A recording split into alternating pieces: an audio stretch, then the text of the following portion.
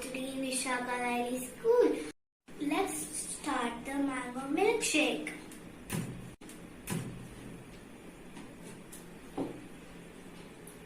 First we have to add 4 to 5 pieces of mango pieces, and next we add milk and sugar.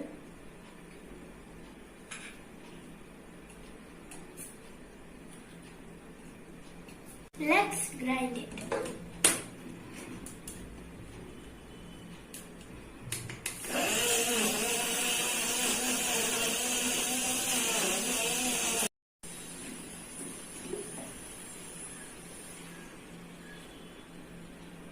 And let's pour it on the grass.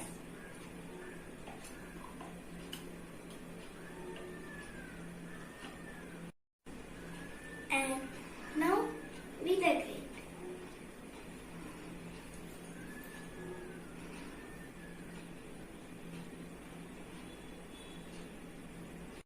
Our very tasty mango milkshake is ready.